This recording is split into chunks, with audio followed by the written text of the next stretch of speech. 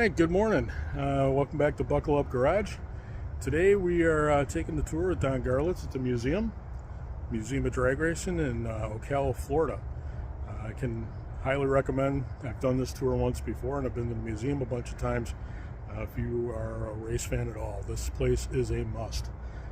There are some unbelievable things in here. We're going to hear some stories from Don, some that you probably heard, some you probably haven't. Living legend. So we're gonna head inside. Been a little under the weather, boys, so you just have to excuse me. I hurt my knee on top of it. Anyway, everybody probably knows about this car. You know, this is my first record holder, but my career didn't actually begin here. This was 1957 when I outran Cook and Bidwell. The career actually began over here. Let's go over to this car.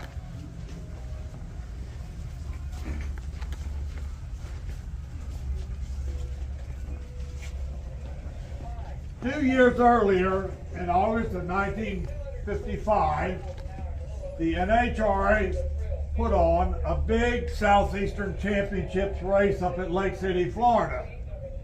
And it was announced that they were coming. It was their drag safari.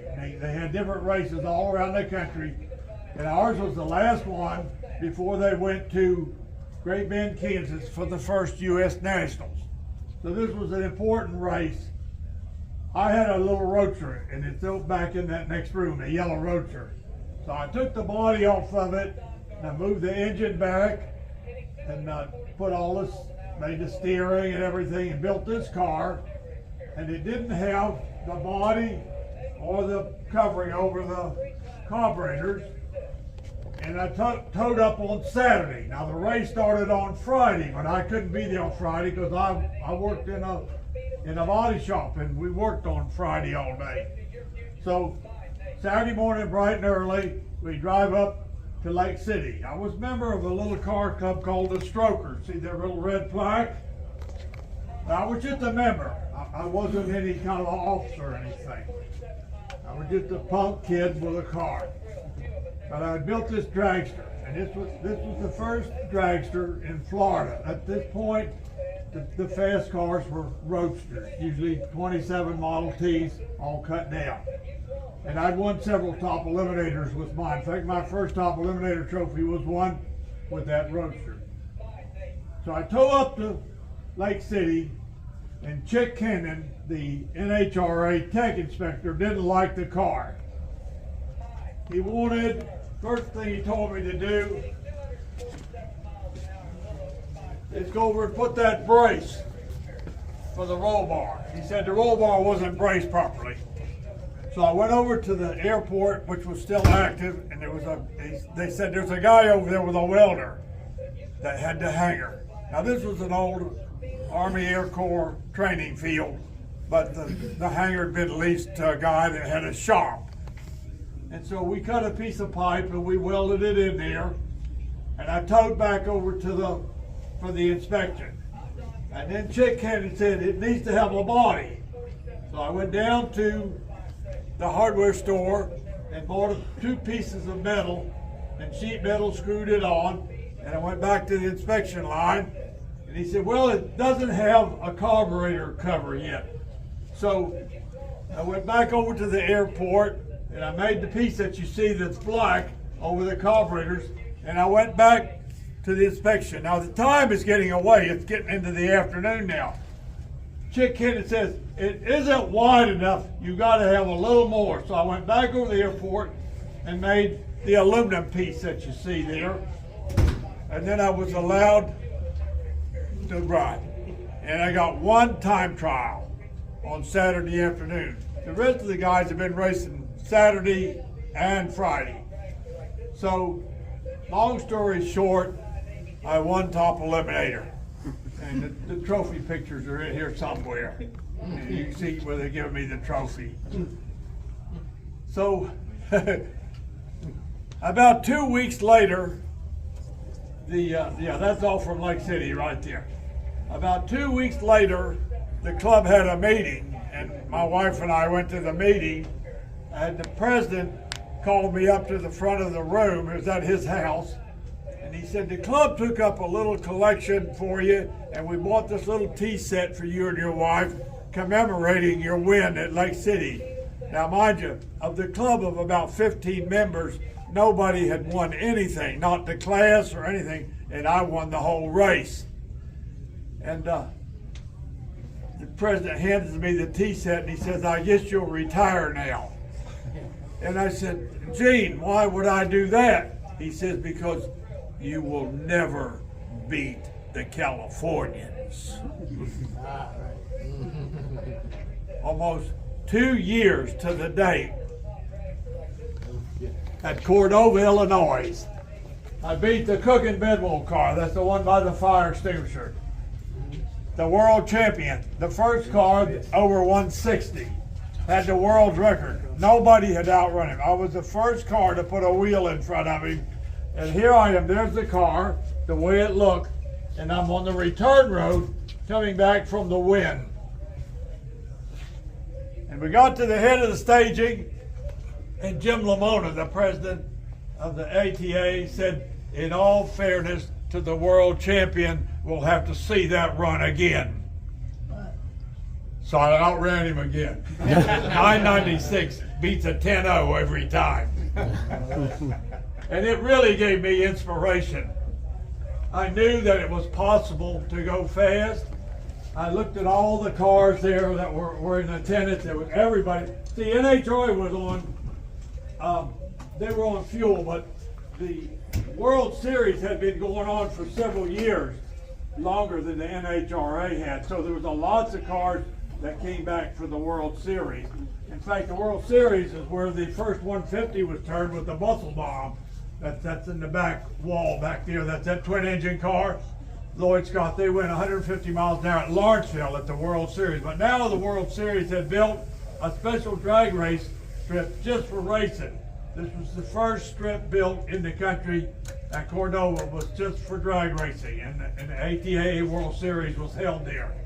And of course, everybody was there in 1957, the Speed Sport Roadster, and the John Bradley, the world's fastest flathead, Seto Postoi, and just tons of people.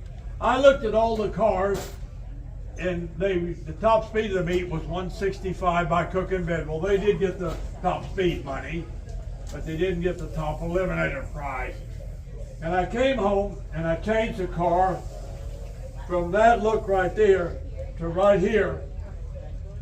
I changed the fuel system completely around. I knew that the cars were starving for nitromethane in mid-course. They weren't getting enough fuel. I built a complete new fuel system. I hid it all up under the body so nobody could see any of it. And I went up to Brooksville on November the 10th, 1957. And I made an easy warm-up run at 85% nitro, and it went 165 miles an hour. And then we put the 98% in it, and it went off the charts. The charts only went to 165, but the clock had an ET, but they didn't know how to convert it. So they called California on Monday morning and said, we had a run here in Florida, and this is the ET on the clock, what's the speed? And they called back in about a minute, and they said 176.4. And they called up Escuderian, and they said, because they knew I ran an Esky cam, because I'd been in the drag news for outrunning the Bedwell. I got the cover of drag news for outrunning Cook and Bedwell. And Escuderian called me on the phone Monday about noon, because that's 9 o'clock in California. And he says, Don Garlits, you're the new world record holder, 176.4. First car over 170. And of course, that really got my career going. This car then later, when you see it in this configuration, it turned 180. There's the drag news up there on the wall. The first car over 180. And they always question that. Yeah, see it up there, it's kind of faded. It's in red, 180. They always said, that car never really went 180 with carburetors. It's impossible. So in 1990, this car had been restored. I restored it in 79, but I was taking it on tour a lot, doing a lot of mostly just burnouts, you know. So I went up to Bristol, and they sprayed the track there, but not the whole track.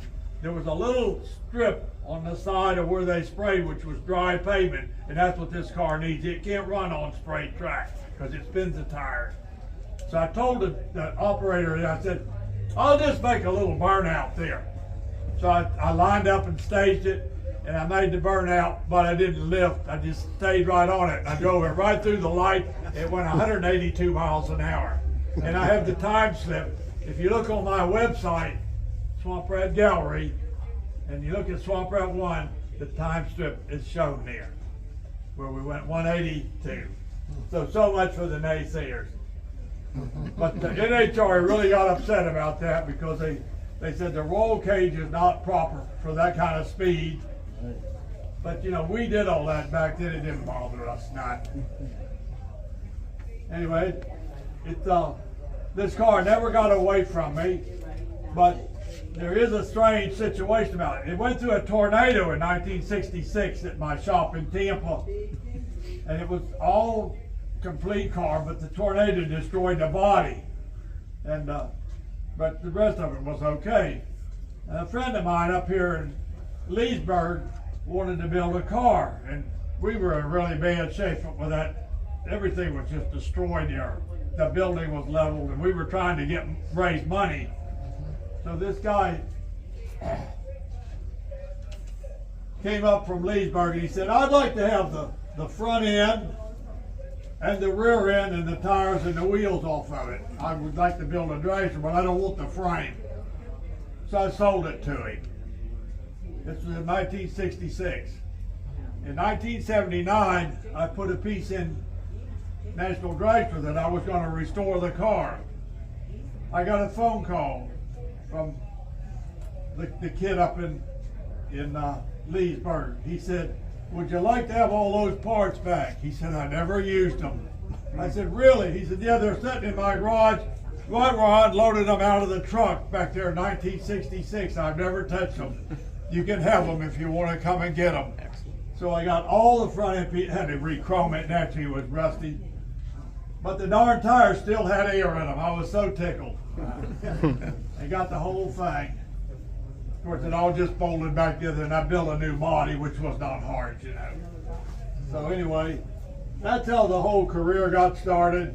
And I mean, that was really the humble beginning. But I love that deal. You'll never be a Californian. I won a few races in California. I'm sure you all know that. I call this part of the tour Museum 101. Everybody always asks, you know, how did you get into the museum business? Well, first of all, I didn't like to sell my cars to competitors because usually they were ahead of their time, and I was always experimenting. And so some of the experiments didn't work. You can see them, they're all out there. The Shorty, the Sidewinder, the Streamliner. But it was always nice to have your last year's car right there that you could fall back on. Like Swamp Rat 22 was built in 1975, and I took it to Gainesville in 1979 and won the race. Swamp Rat 26 was built in 1979. I took it to the U.S. Nationals in 1984 and won the race, and then went out to the finals at Pomona and won the race. So the cars were ahead of their time. You can see that. Go back there and look at Swamp Rat 34. My last top fuel car, built in 1993. It's still more modern than any top fuel dragster in the world. They just don't get it. When I dropped out of racing, the doctor told me I shouldn't drive anymore in 2003 because I was having headaches from the acceleration. My brain was slopping around in my head. And he said, you shouldn't really be driving these top fuel dragsters anymore, Mr. Garlits. And so I quit. English took us on tour of the car museums in England, and I was really impressed with the way they had saved everything. And I was looking at one of the counters, and I just kind of said, gosh, we ought to have a drag racing museum. And my English guide says, well, why don't you build one? And it's just, you know, it's the spark, you know. And on the plane home, I talked it over with the wife, and she says, you know, honey, drag racing museum, you know, it would be fun, but we're not going to make any money with that. She was always the comptroller and ran the money. And I said, well, you know, sometimes it ain't about the money. So we built this building over 15,000 square feet. We got all our cars out of the storage. We had some loaned to manufacturers. We got them back. We had a pretty nice display. We air conditioned it. We did the grounds. We did everything. Had a lot of money involved. Had a guy looking after it. You know, would open the doors every morning, kept the cars dusted off. And the only visitors that we had were the friends, the relatives, the sponsors, the photographers, the journalists, the other racers. They all came, but people like you didn't come. Well, we wouldn't sell this place. We just put it up on Interstate 4. The interstate between Tampa and Orlando. And my wife was really smart about stuff like that. She said, honey, it wouldn't work on Interstate 4. That's for the people that work in Tampa and live in Orlando, or work in Orlando and live in Tampa, and they cross each other twice a day. She said, they're not going to be stopping for a museum. She said, we'd have to go up to I-75, which is the tourist artery. So we were still racing, so we started looking. And down at Brooksville, at exit 301, was a different number then. It's all been changed now. But there was a piece of property about a half a mile from when you go over the bridge, you could see it had a big for sale sign on it. And I imagined that would be a good location, because we liked Brooksville, because that's where all the records were set in the beginning. So we drive back and forth by that. So anyway, I just turned 50 in January 1982. And I told my wife one morning, we went out to the office, I said, if we don't get this move started pretty soon, I said, I'm 50 years old, how long am I going to want to do anything? She said, that's right. I said, how much money do we have? Got to remember, she was a comptroller. She knew all about the money. And a little bit she came back to me and she said, we could write a check for $80,000 and not disturb the racing account, which we have to keep enough money in there in case there's a problem. I said, 80,000, that'll do it. Let's go up there and buy that property. The guy answered the phone. I said, you got this piece of property here off of the Brooksville exit. I said, it looks like a pretty nice piece of property. I said, what do you want for it? He said, I want $250,000 for it. I said, God, that's an awful lot, isn't it? He says, an awful lot? He said, have you priced property on this interstate? He says, you won't find nothing any cheaper than that. That's a nice piece. It's about 16 acres. I said, well, I can't afford that. We never bought anything on time in our whole life, if you can believe that. You know, honey, we need to pray about this, because this is a life-changing move. Maybe God don't want us to do this. Maybe we're supposed to live our lives out right here. It was a nice place. There's a beautiful lake back here. Chrysler had given me a ski boat in '66 when I won the Nationals. You'll see it on the tour. I still have it. We go skiing. We didn't even get our bathing suits on. We had the skis on the shore at the Edgewater's Edge. They'd pull us out in the lake. We'd ski all the way out with our full clothes on. It was so much fun. And my mother and dad had planted 65 citrus trees up front here. We had all the oranges and grapefruit we wanted. It was a nice place. So anyway, we prayed and asked God for some help. Got up the next morning. The Wildwood exit is the next one down. We looked around there a little bit. It was nothing there. The nearest piece of property was about a mile from the interstate. It was $350,000. So we come north, and this was the next exit. Totally undeveloped. And when we came off here was this piece right here, 16 acres, completely clear. Wouldn't have to take no trees down or nothing. And my wife just got giddy. She said, oh, that's it. We could put the museum building right there. But there was no signs anywhere. So we pulled around to 475A and parked where that gate is now. That's why that gate's right there, because that's where we were parked. And I got out of the car and got down in the ditch. I was going to pace the property and see how big it was. It happened to be 16 acres, just what we needed, by the way. And the reason that's that way, that's the way these sections are cut up. And when I got down to the ditch, there was a tiny little sign under a bush that you could not see from the road in the car, about the size of the super shops. And all it said was for sale, had a phone number. We wrote the number down. We run over to Stuckey's, which is now the orange shop, used the pay phone, dialed the number. This lady answered the phone. It was early in the morning, probably about 8:30. And she said, "This is Shirley, what do you want?" And I said, "There's a piece of property over here on the interstate that's got your phone number on it, ma'am." She said, "That's my property. What would you like to know about it?" I said, "I'd like to know how much is it." And she said, "It's 80,000 cash." I said, "Oh my God, I'll take it." She says, "What are you going to do with it?" I said, "I'm going to put a museum on it." She said, "You can't put a museum on it. It's agriculture." I said, "I'll get the zone changed." She says, "Don't you think it would be smart to get the zone changed before you buy it?"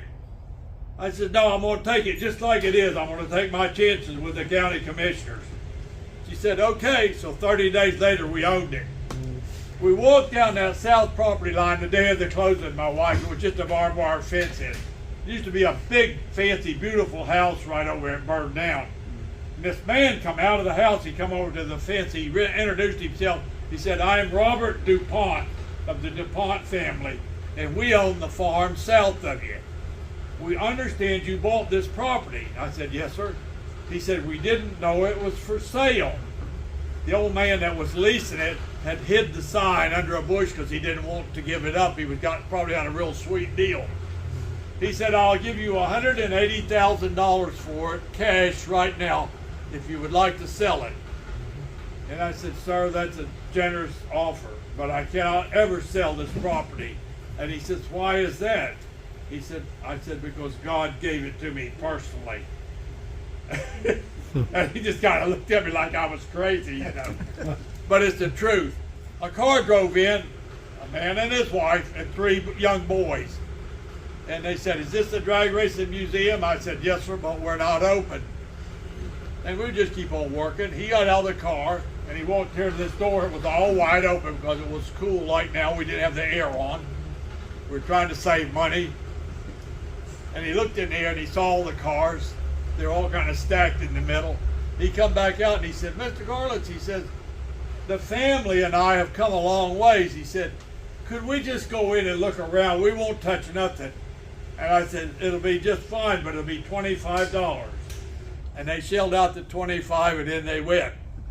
1 year later, we had the grand opening. We had put the roads in, the signs were up. We cut a ribbon at the front door. We had the sheriff here, the preacher here, the mayor, some racing dignitaries, and cut the ribbon. Between that ribbon cutting and that young man and his wife, we sold over 11,000 tickets, and we were not open. Oh, wow. Location, location, location. And the first year we did 27,000 people. And of course the rest is history.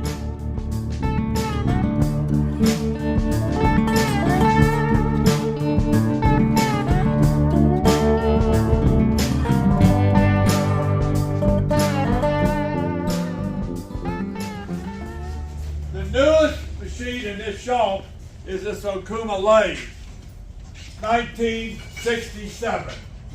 Everything else goes back from there. The Bridgeport Mill, 64.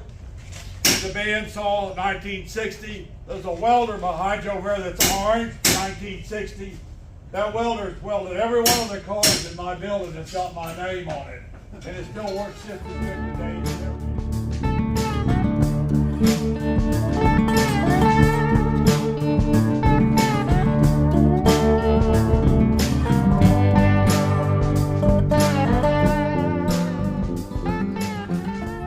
Sending you 3 crate motors.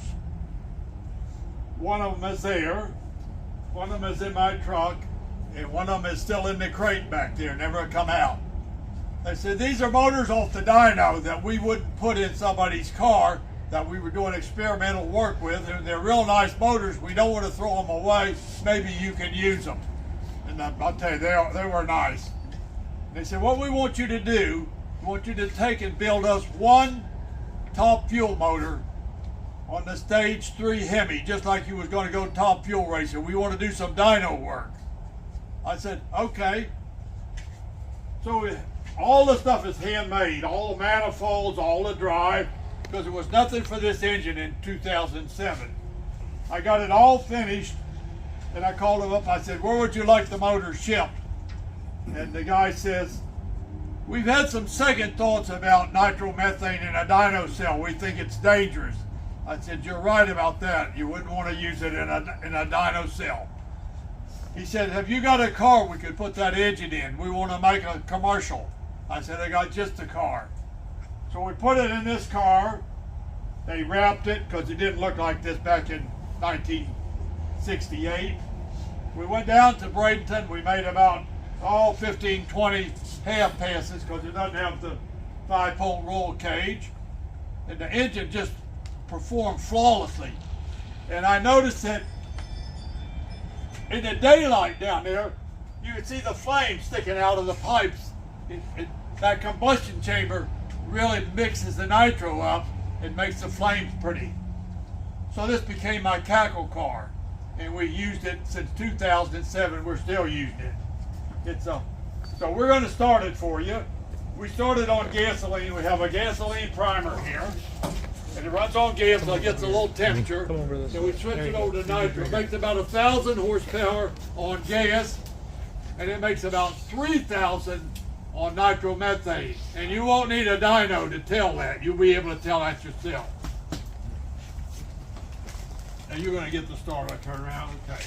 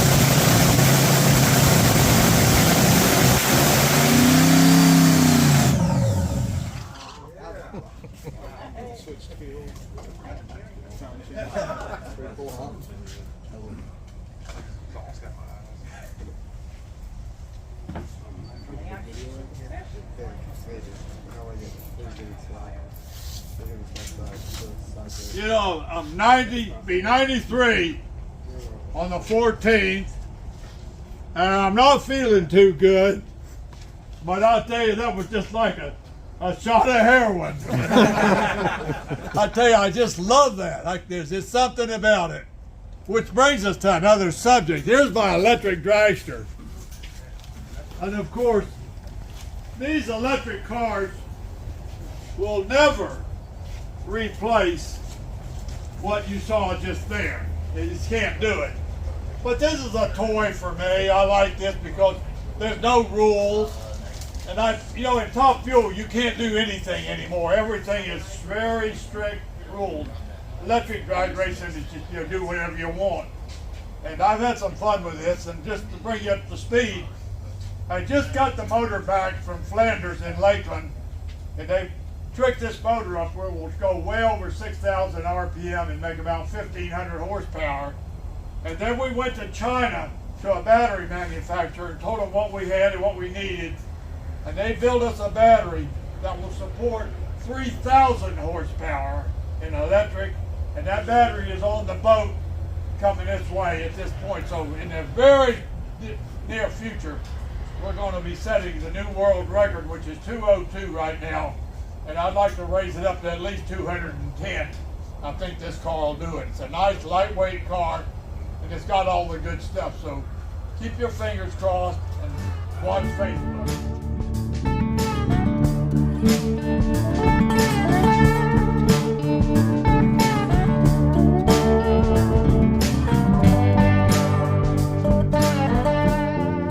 Anybody here know what an ARDUN is?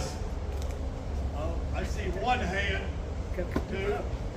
Well, they made 200 sets of ARDUNs in 1946, and they got them to the United States by 1948. They were for trucks.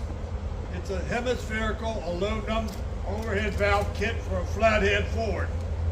It makes a 95 horse flathead, 175 horse with no other changes. It was a Forerunner of the Chrysler Hemi. This one makes about 230 horse because I got pop-up pistons in it and a 4-barrel. But it's a sweet little engine. Most people have never heard one run. Nothing sounds as cool as a flathead. Didn't make a lot of cars, but they sound awesome.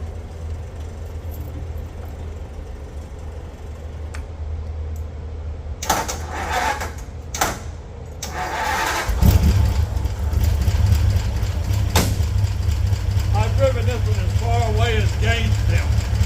But it's a fair weather car. It doesn't have a top. If you're in California, you only take it down when it's a pretty day.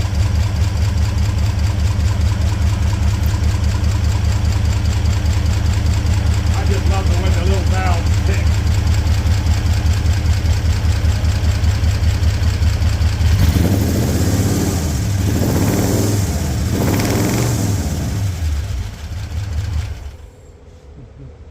So we cut the back half of it off and put a new back half on it and put the turbine engine in it, and that car is in the building. That's the one that we did. But we saved all the stuff, the wings and the fuel tanks and everything. So all we had to do was build this front half, and we had the car.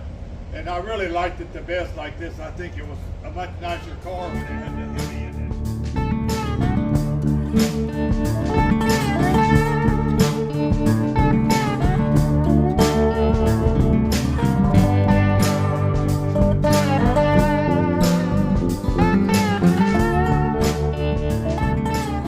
This is a 1932 Ford, and this is the way we used to do it. This has got the Buick nailhead engine. We liked the nailheads because it didn't have to cut the louvers or anything to get the engines in. They fit. They were an air engine, and they fit right in these cars. But this is all old school. The only thing that this is that's modern, it's got disc brakes on the front, and it's 12 volts. This is a recreation of my car when I was 18. This is a 1940 Ford convertible. We've removed all the moldings and the badges. We've removed the running board so it looks like a speedster. It's got 41 Buick fender skirts and emblems. It has 50 Cadillac tail fins and 1948 Lincoln Continental spare tire kit. It's got 50 Chevy bumpers, and it's got the 4950 Cadillac 331 because that was the engine of choice for hot rodders back in the day, because that's what the moonshiners put in the tankers, was the 331 caddies, so that's what we liked.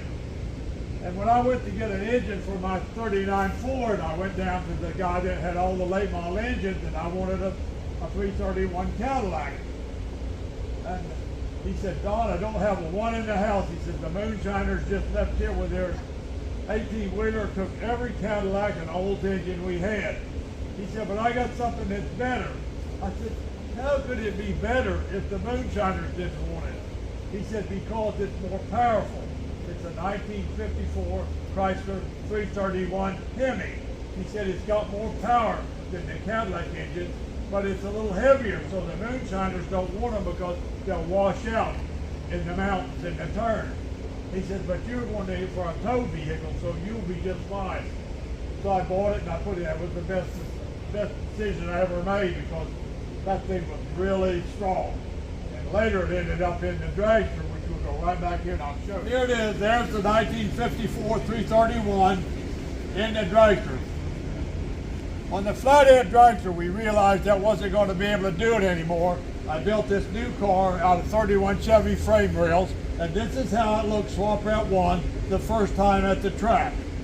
Then later, I built this after the Melvin Heath won the U.S. Nationals in Kansas City with a purple car. I put a body on this car, and these are all recreations, and painted it purple. This car's on gasoline. I won the state championship with this car, top speed.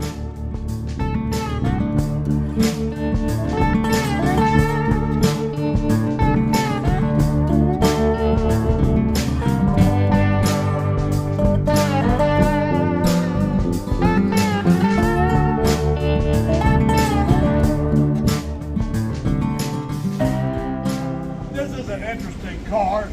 But the real story is the trailer. This car showed up at Union Grove in 1972. They came in the gate with this big trailer. At that point, Coletta, Perdome, the Greek, and me were all there in our little tag along with the trailer hooks to the bumper. You know, got a bumper trailer hitch. Not a fifth wheel like this is. And this great big trailer came in. And we were all up there, Perdome and all of us were up at the starting line and rode right by us. And Perdome said, "What the hell is that?" And I said, "It looks like a garage on wheels. Let's go check it out." So we went down there, and this Tony Ruffalo saw me coming. He knew me, but I didn't know him. He said, "Big Daddy, come over. I want to show you the trailer." I said, "That's what we come down here to look at." Boy, I said, "That thing is heavy. It must weigh a ton." He says, "Oh, no, it weighs a lot more than a ton." And I said, "What in the world?" See, our little trailers weighed, maybe 2,000 pounds at most. You know, they were real lightweight. We didn't carry lots of parts, just a car and a spare engine. I said, "What in the world are you doing?" He said, "Hey, Daddy, we've got it fixed, but we can work on our car at the track." See, we used to go to the hotels and run an extension cord out of the room. He said, "We got a generator, we have lights, we have our own air compressor. The toolboxes roll out of the trailer, and they're out here with us. We worked out of the back of our pickup truck." He said, "We got lights, and we raised, we got a little awning." He said, "This is the wave of the future." I said, "Nobody's going to want trailers like this. They're too heavy." He says, "No." He says, "They're going to want to work on their cars at the drag strip." I said, "We work on our cars at the motels when we have to, but in those days, there wasn't a lot of repair work. The cars lasted a long time." I said, "Tony," he wanted to go into business. He's thinking about making these trailers commercially. I said, "Tony, it's a mistake. They'll never buy them." He said, "Big Daddy," he said, "you are the smartest guy that I know about top fuel dragsters, but you don't know nothing about working on them in the pits." I said, "We don't work on them in the pits." He says, "You will live to see the day that everybody's got a trailer like this, and you'll even have one." And I just laughed. And Tony calls me up and he says, "Do you remember the black trailer?" I said, "I remember the black trailer. I never ate so much crow in my whole life." I said, "Don't tell me you still got the black trailer." He said, "I do. And it's just exactly the way it was when it came out of Union Grove. It's got all the tools and the parts in it. Nothing's been disturbed. It's like a time capsule. And if you'll put it in that building so it's out of the weather, you can have it."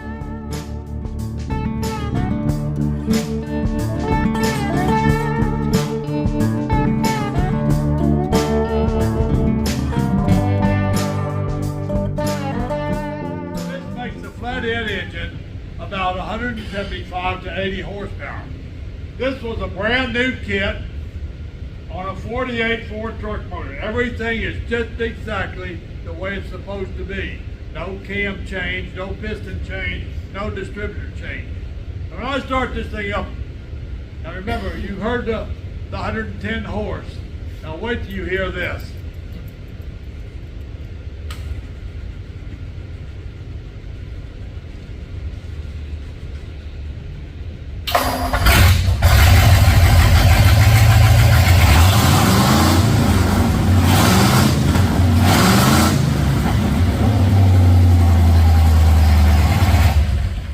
Don't need a dyno. Yeah, it just doubles the horsepower. It's unbelievable. Yeah. They don't put hemispherical engines in motorcycles because it's cheaper. They put it in there because they get more horsepower per cubic inch than any other engine design. This car was runner-up in the 16 car consolation race on Sunday. I got back to Tampa and my boss at Chrysler calls me and says, Don, we want you in the 426 car. We don't make 392s anymore. I said, Frank, it don't run as good. I said, look at the times. I'm running in the 7s. This car's in the 8s. I'm running in the 200s with the 392. This car's in the 190s. He said, Don, it's a better engine. You've got to tune it. I said, we've been tuning on it. He said, it's never going to do good until you personally get in there and drive. So we head over to Rockford. I tell the two kids with me, I said, I'm going to blow the 426 up today, and we're going to go home and get the 392 parts. What good is having an engine sponsor if the damn things won't run? And Bob said to me, how are you going to blow it up? He says, we haven't put a rod bearing in it all year. That was the thing was just like a, that's what we call the elephant motors, because they were heavy and tough. So very carefully before the first round, I got my buzz box out and I moved the magneto to 40 degrees. We're running 34 because 34 was the magic number for the 392. If you put 36 in the 392, you ran the risk of splitting a cylinder wall. I didn't like that. Well, it's an old engine, you know. Anyway, I put the 40 degrees in it. My crew got real nervous. He said, you realize that if it splits a cylinder wall, we won't be able to make any more runs. I said, well, I've thought about that. So what happens if it splits a cylinder wall, we'll drain all the water out. We'll make the second run with no water. It'll burn it up, but we don't care. We'll get our money, we go home and get our 392 parts. Little did we know what was fixing to happen. That thing, it sounded really good. I mean, you're sitting back here, you really know what they sound like, believe me.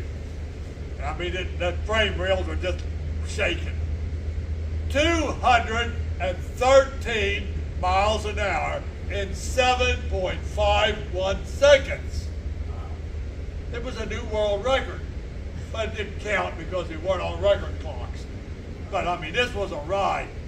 We run back to the pits and we want to see how bad it's hurt. So we put the front wheels up on Nitro cans and drop the pan. And meanwhile, while they're putting the pan down, I screw a couple of plugs out. And the plugs look just like your passenger car plugs, you know, if you was driving down the street. And Bob says, there's no water in the oil. The oil looks like it's never been run. They slid the pan out from under the car. We pulled a couple of rod bearings down. It looked the same as it did with 34 degrees. We put it all back together. We didn't even change oil. Put the pan back up on it. I got my wrench out. And I loosened the mag, and I just did this. I just gave it a and I tightened it up. For you folks that aren't into drag racing, that was called the Bateman twist. John Bateman, on the final run at a national event, would just loosen the mag in the staging length and move it like that and tighten it back up. He didn't care if it blew the motor up or if he won the race. So anyway, later when I checked it, I had moved it 12 more degrees. It now had 52 degrees in it, which just happened by luck to be the magic number. That's what they use today. When the cars go through the lights, the big fuelers and the big funny cars, they have 52 degrees. They start with 65 and and then the computer pulls it back to 52. You go down course. Now, I'm going to tell you something. This son of a bitch woke up. 219.84 miles an hour in 7.31 seconds. The 426 had arrived. 6 months later, all the dragsters had 426s in them. You just couldn't keep up.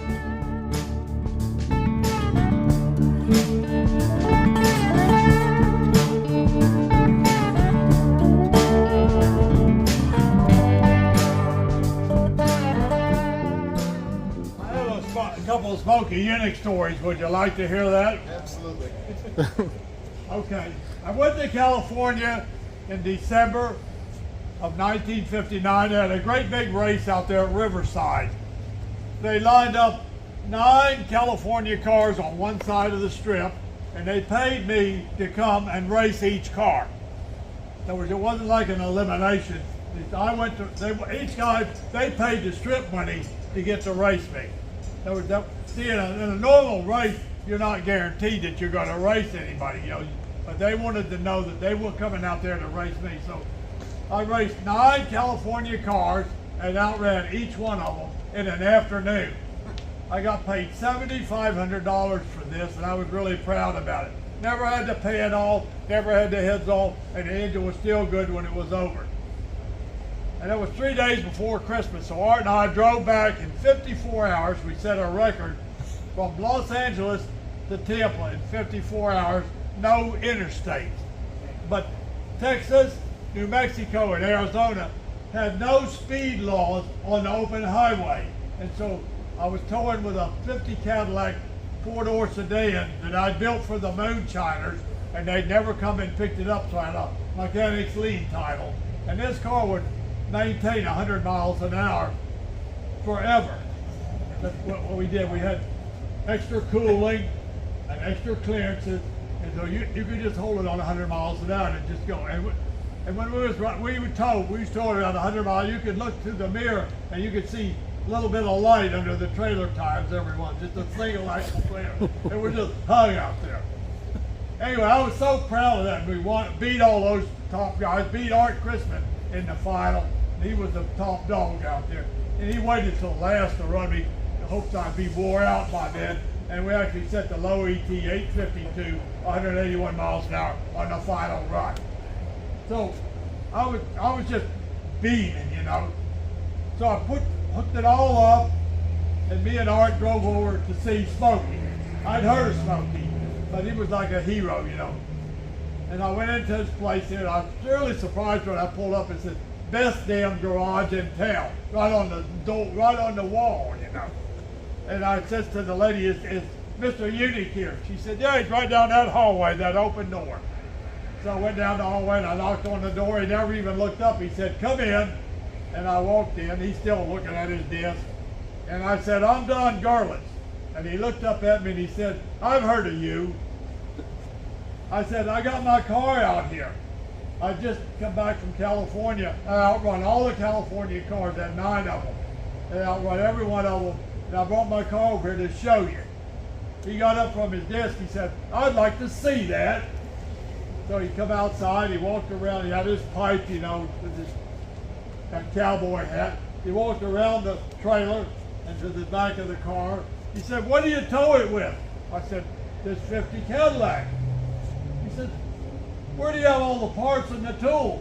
I turned the trunk, opened the trunk. There's a short block there and a small box of tools. We didn't work on them then. The cars were worked on at the shop. He said, "Don't go anywhere. I'll be right back." So about 15 minutes he comes back. He's got a business envelope. He's got a guy's name written on it, a telephone number, and Flint, Michigan. He says, "You and Art get in the Cadillac, drive up to Flint, Michigan. There's a 1960 GMC Carryall waiting for you in your name." Mr. Yunick, are you kidding? He said, "I never kid." He said, "Anybody should take a piece of crap like this and go to California and beat those guys out there. deserves a better tow truck. So we got this nice GMC Carryall. It was something else. I mean, that was in 1960. That was something. All right, so that's going to do it for this episode of Buckle Up Garage. I hope you got something out of this. It's pretty obvious, you know, Don's having some issues, but boy, does he know his details to his stories, his times he ran, people he ran against, where he was, what they were doing. It's a lot of fun. You can still see he really still gets excited about this stuff, and it's kind of contagious. So I can't stress enough, come by, check the place out. If you have the opportunity to do the tour with Don, it's well worth it. I do appreciate you tuning in, and until the next episode, later.